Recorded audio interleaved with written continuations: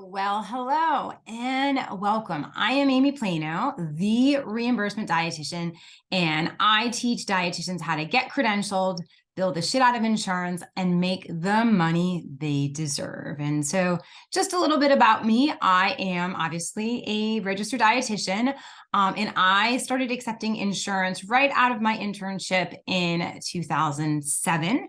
So, I've been an insurance-based provider for over 15 years, and I run a group private practice in Connecticut. We are a hybrid, so we do both telehealth and in office. And my husband and I run a wellness program. My husband is a trainer, and so we kind of piece the nutrition piece, the insurance-based piece with the training piece to deliver optimal results in our clients. So with that being said, today I wanted to bring you guys on a quick little journey about the first 5 steps of starting your insurance-based practice, and then just kind of really kind of wrapping a little bit about the pros and cons of accepting insurance and some of the issues you may run into. So the first things first is when you are working with the insurance companies, there's going to be 5 things you definitely want to do before you even start the application process. So number 1, we need to determine our business entity. Okay, your business entity is generally going to be, you're either going to exist as a sole proprietor, an LLC, a partnership, or an LLC getting taxed as an S corporation. Obviously, as a savvy businesswoman, I would really like you to begin your career as an LLC, so you are protected and your assets are protected. But the reason why we talk about that in an insurance-based practice is you're going to need to know your business entity before you get a contract with the insurance company. So we're going to want you to know how you are going to exist in your business. And then we're going to need your tax ID. Okay. The tax ID is usually, your EIN, and you can apply for the EIN on the IRS's website. If you already have a pre-established LLC, there's a good chance you already have an EIN. So applying for an EIN is free, but you need to have your business determine the structure. And then you want to have that EIN because when you get your contracts from the insurance companies, they're going to want that information. We definitely do not want you using your social security number because that number will be used on all of your insurance claims. So really, step 1 and step 2, decide on your business structure and make sure you have a tax ID set up with it. So when it comes time for them to issue you your contracts, you are good to go. The second, I guess the third and the fourth piece is to really, you're going to need an NPI. If you're working for a institution now or another private practice, they probably already got you your type 1 NPI. Your type 1 NPI is tied to your social security and your legal name. On every insurance claim we submit is going to be the rendering provider, which is your NPI. So, and if you don't already have an NPI, that is totally cool. You're going to either go to picos.com or you can go to nppes.com.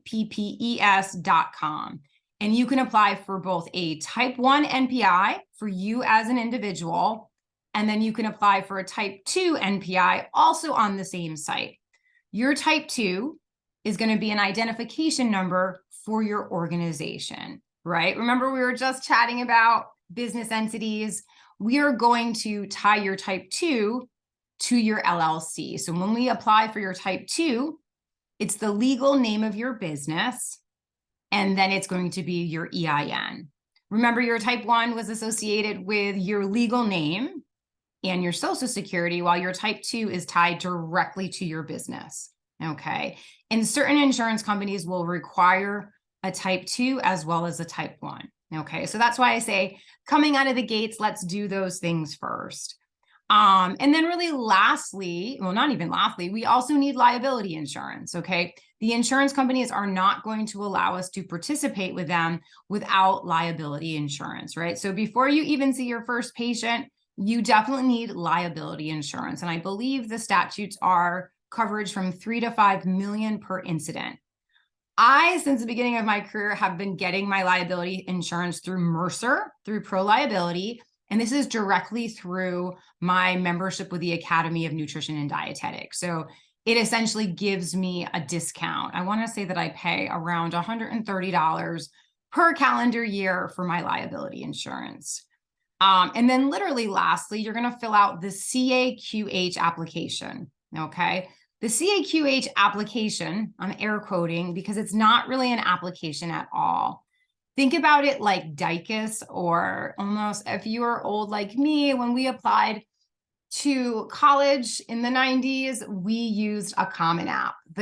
So the CAQH is going to be a place for you to put all of your information in, including all of those things that we just identified. So the CAQH, we're going to load, your EIN. We're going to load your NPIs. We're going to put in your office location. It's going to be a place for the insurance companies to kind of circle back to when they are credentialing you. So you want to make sure that all of the information is current and that your liability insurance is all uploaded and it is correct.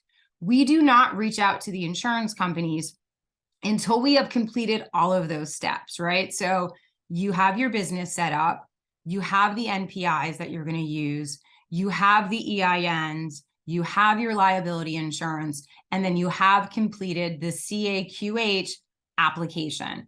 Then at that point, then you can go ahead and apply to the individual insurance companies that you want to credential with. But we are not going to pass go until we have completed all of those steps in their entirety.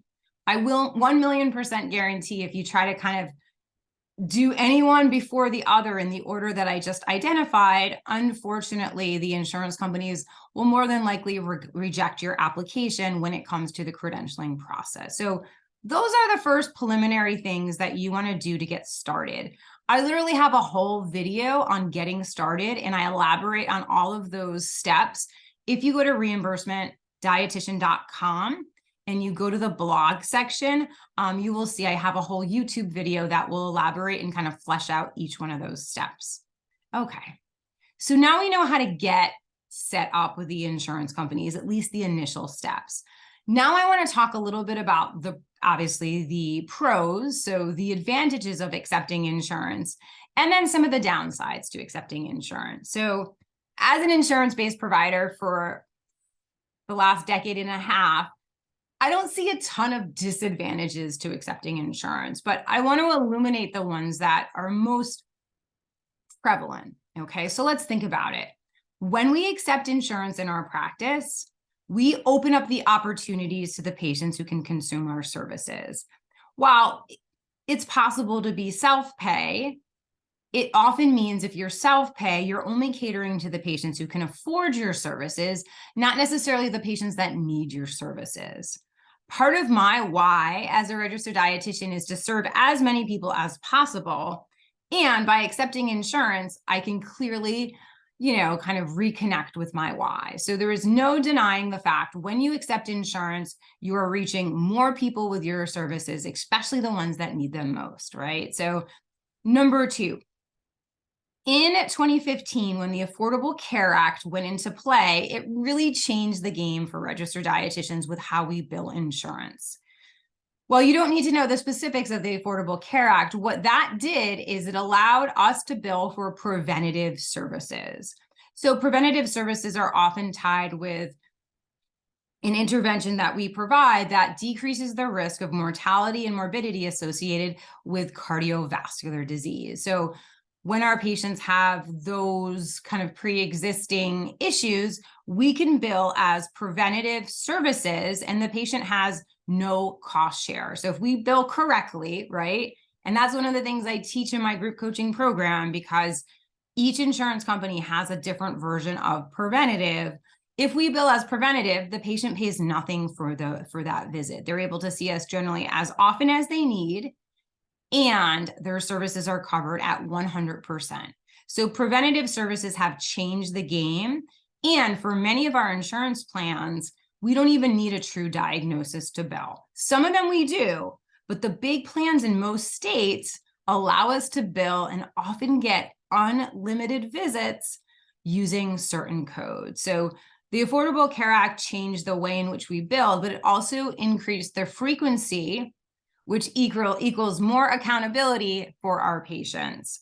The third piece, right, and the advantage is that patients want to use their benefits, right? We pay a lot of money, and I'm not complaining, but we pay a lot of money for our insurance premiums, and we want to make sure that we're utilizing them, right? So if many of the plans, if not all of the plans, are mandated by the Affordable Care Act to have preventative services, your patients want to utilize those. And if you are a self-pay dietitian, which is amazing, you're going to be competing with dietitians who can bill for those services at no cost for the patient. So it's a no-brainer. Your patients want to use their benefits. Obviously, it opens up a whole network of people to serve as referrals, right? Our biggest referral base in my practice is doctors and local providers. It is such an easy handoff when you are working with physicians in the community, when you accept insurance, especially the same insurances that they accept, right? It's like such an easy handoff. There's very little selling the doctor or the provider needs to do for you. They literally could be as basic as handing them a QR code and sending them to your website to make an appointment. So it really makes the marketing aspect of growing your practice super easy, right? Because you can get super busy really, really quickly just with a handful of referring doctors. And you do not need to rely on social media. If you love social media, that's great, but many dietitians are not super fans. So by accepting insurance, it increases your referrals and who you can reach out to easily without having to sell your soul on social media. And two last pieces before we talk about some of the disadvantages is the fact that pay is solid, right? I've been doing this for a long time. I work with dietitians in literally every single state in the United States. And I know all of the reimbursement rates, okay? So I would say the lowest I see for an initial visit is about $120 all the way up to over $200. Follow-up visits tend to kind of fall between 75 all the way up to 160 and 170. These rates are always dependent upon your state and the policy in which you're billing. But I can easily say confidently that I know very few dietitians who are not making $100+ per hour billing insurance. And then the last piece is there's this misconception that you can't bill for programs, services, and a la carte services. That is a myth. In my practice, we bill for high ticket packages, a la carte services like body fat testing, metabolism testing.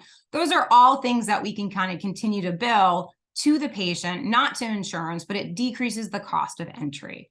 So like I said, I could go on and on and on and talk about the benefits, but I really don't want to be super biased, but I do want to talk about some of the downsides of accepting insurance. So obviously there's this big giant learning curve, and my programs, my services, my coaching programs, my memberships, I really try to kind of minimize that piece. So my programs walk you step by step through each process. But with that being said, there is a learning curve, right? We were not taught this stuff in school.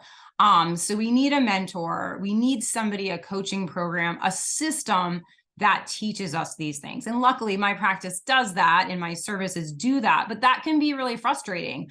And it can be really paralyzing to not know what you're doing. So, so getting started can be very overwhelming, but once you're in it, it can literally change the game for your practice and your career.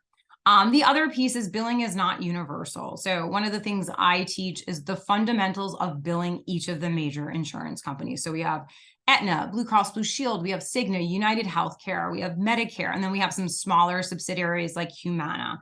Each one of those insurance companies is a little bit different to bill. But it's like riding a horse or learning how to do a TPN. Once you do it once, you are a rock star and a superstar. So so you do have to practice, but you will soon learn that it's not as complicated as you think. Like we really literally bill with 5 or less codes. We just need to know what combination to use for each of the insurance companies. The third disadvantage is that not all networks are open. When I started credentialing in 2007, I was blocked out from Aetna and I was blocked out from United. Something I teach in my coaching program is how to aggressively appeal those closed networks. And that is something, I did. And I'm so grateful because Aetna is like my highest payer right now, but I was boxed out. So it can be frustrating. Like you're all fired up and ready to go with insurance, and then it is a closed network. So that can be frustrating. And lastly, there's better coverage for certain conditions. So I work in a practice, we do a lot of weight management, and we have awesome coverage. In the world of weight management, things like overweight, obesity, prediabetes, metabolic syndrome, CVD, those are all like taking candy from a baby when it comes to billing. When it comes to disease conditions, things that are medical condition like say celiac disease or IBS, IBD, lactose intolerance, those are a little bit different to bill. It's not to say that most plans and policies don't cover those, but those are not considered preventative services. So your patient may have a cost share. A cost share could be their deductible hasn't been met, they have a copay, or they have co-insurance. So once again, there is amazing coverage out there for MNT for almost all disorders that are within our scope.